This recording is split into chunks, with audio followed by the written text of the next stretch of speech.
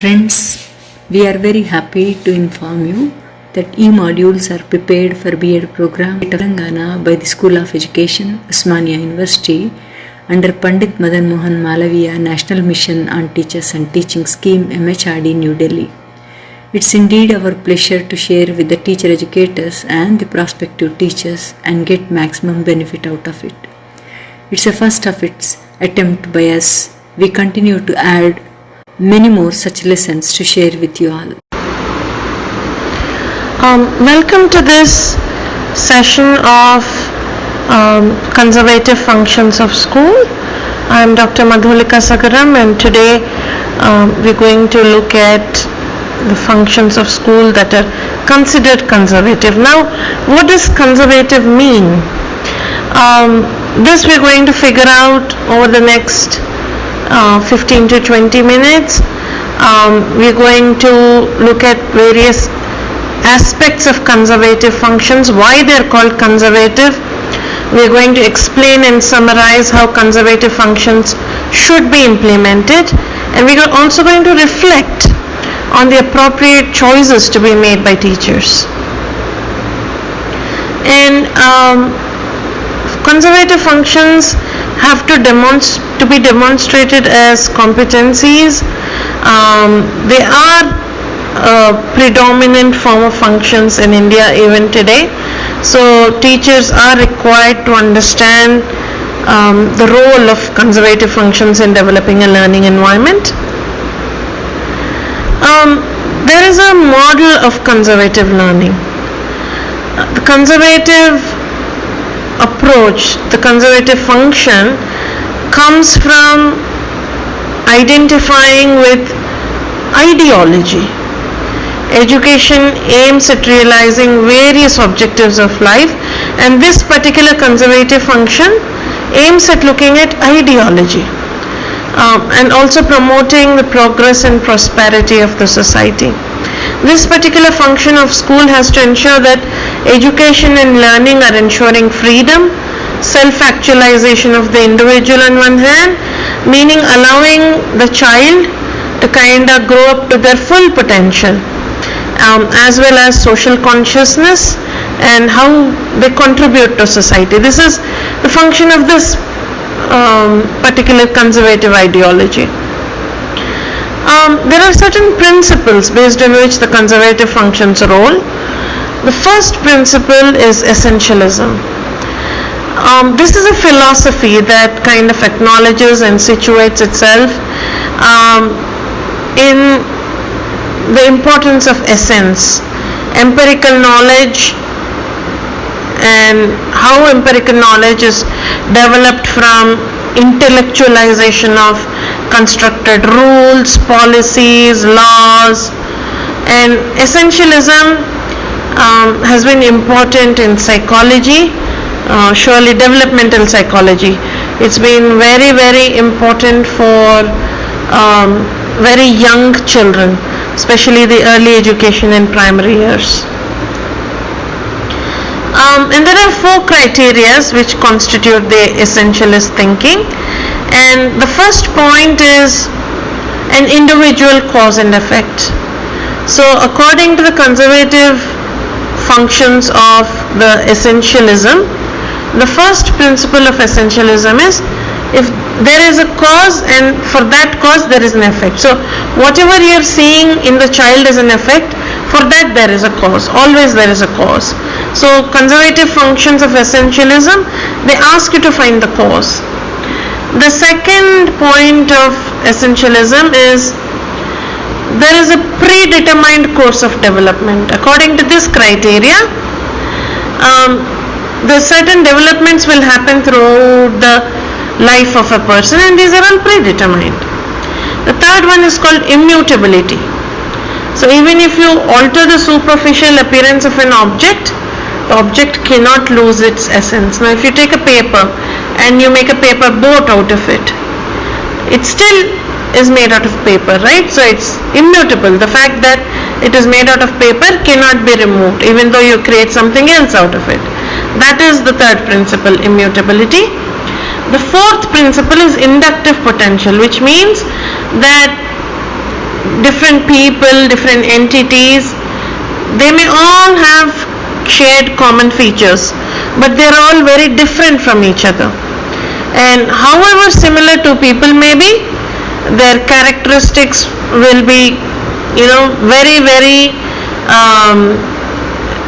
similar, analogous, but they will be very different in the essence. This is the essentialist thinking. Now let's just kind of summarize essentialism. It is an educational theory which believes that schooling should provide knowledge, it should provide skills, it should help children develop some attitudes, they should help young children to develop as fully developed human beings. And school should be organized in such a way that the imparting of this knowledge, these skills and attitudes happens appropriately. And in this particular essentialism aspect of conservatism, classrooms are very, very teacher-centered. The teacher decides what will happen, the teacher tells the student what to do, what not to do. So as a philosophy, essentialism developed in the US, and this kind of went on and kind of grew in the 1930s and 40s. And two origins of essentialism is from idealism and realism. We've kind of looked at ideology that connects here. Essentialists, they are kind of worried only about basic education. They don't think about beyond it. They're only thinking about basic education. They're thinking about just teaching basic subjects. And William Bagley was the philosopher who introduced essentialism in education in 1930s, and he was an American philosopher. This philosophy is, however, considered outdated in the US. The US does not employ essentialism as much. It has moved on to more progressive paradigms. Now we've looked at essentialism. Essentialism was the first function. Now we're looking at the second function, which is idealism.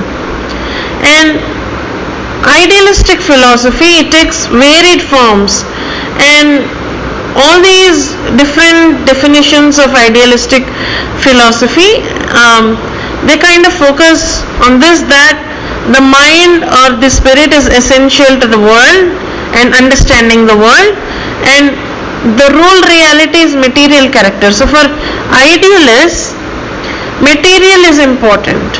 They kind of understand everything only through material. Idealism is the metaphysical as well as the epistemological doctrine. What this means is that idealism looks at, it says there is a spirit. There is a spirit beyond the body, and this kind of knowledge construction makes up the fundamental reality. This is called as epistemology, knowledge construction. So if you look at it in general ways, the word ideal is very commonly used, right? For perfection, for desirability, for excellence. That is what this particular function is about. It's about all these adjectives that describe how education should be in a school, or how learning should be in a school. Now let us look at idealism in education. What does idealism do? Remember, essentialism had 4 points. Now idealism kind of advocates great importance of education and aims and principles. Idealism says a teacher should use models, aids and devices. And here are listed the aims of education according to idealism.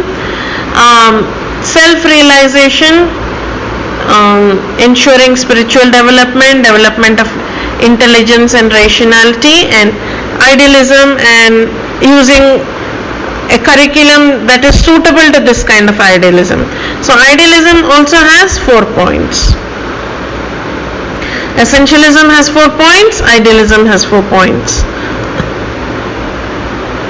Now let us look at it in a little more detail. The first point is self-realization. It involves full understanding of the self. So this idealism expects that the child will develop a total understanding of themselves. The Waldorf system of learning, that pedagogy kind of focuses on this greatly. Spiritual development has to be ensured. So they give a lot of importance to spiritual values in comparison with material attainments. They understand material so that the spiritual can be given more importance. So the education, one of the aims of their education model is to develop the child mentally, morally, and above all spiritually. And development of intelligences and rational ability.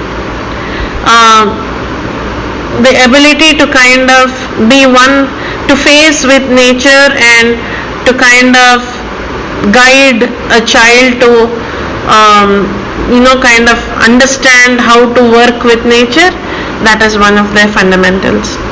And if you look at the fourth point, idealism and curriculum, they give more importance to thoughts, feelings, ideals, values than to the child or his or her activity. So this is also kind of not child-centric. This is also coming from a point of view that the curriculum should be considered aligned with humanity and experience. So the child is not given so much importance. The child's feelings, thoughts, ideals, values, these are given importance. So here are the educational aims of idealism: to develop the mind, to search for true ideas, character development, self-realization, preservation and transmission of culture, preparation for the whole life. So idealism says education should prepare a child for the whole life. So typically in India, even now, we are kind of using some aspects of essentialism, some aspects of idealism, and the functions of school in India are even now very much conservative. Now, aims of education according to idealism: the highest aim of idealism is search for truth and identifying what are true ideas. The ultimate aim of idealism is self-realization, and idealism has exerted so much influence on educational views about how the mind should be, how the self should be. Then the third is called a proper aim, and it is aiming at character development. And many people in this frame of idealism, they are concerned with development of moral character, thinking, thoughtful action. So this morality has come into picture because of this conservative function, and this comes from the Western influence, especially the British influence into our learning model. The merits of this system are that it builds rigor and discipline based on rules and regulation. It helps children to focus on reading, writing, memorization, reproduction, creates citizens that obey rules and regulations. In principle, it builds responsible citizens. In application, in practicality, that may not be the case. It focuses on morals, values, idealistic purpose of existence. However, there are many disadvantages. Like the rigor and discipline based on rules and regulations, it can develop fear in the child. The focus on reading and writing and memorization, like leading to marks and grades, and not self-development. Even though one of the functions was, talking about 4 points was talking about self-actualization, that may not happen. Idealism creates citizens that obey rules and regulations due to authority, but they may not take responsibility, which this is something we commonly see in our society. It builds responsible citizens in principle, but may not be true in reality and function. In function and reality, that may not be the case. The final disadvantage is that it focuses on morals, values, idealistic purpose of existence, and this can be very theoretical. And as a result, people cannot function in their life practically. There will be a big gap between what they think, how they think, and how the world works. So the application of conservative function of school, I'd like to bring your attention to this point that in India we use a very strong frame where the government or some other body decides the whole syllabus and then you just have to implement it, and that is the case because we are using conservative functions of school even today. And the collection code is what is relevant to India also, because it reflects strong classification, hierarchical, structured knowledge. This has to be taught in June, this has to be taught in July, and greater status is given to academic knowledge over everyday knowledge, over the child's development, and teaching moves sequentially from basic facts to deep structure, and all this is decided by a board. So the code that is followed by the syllabus, official curriculum, the syllabus in India is collection code, and the frame is also very strong, and both of these come from conservative functions. And with that, I'd like to wrap up this particular session. I hope it's going to be enjoyable as well as relatable for you. Thank you.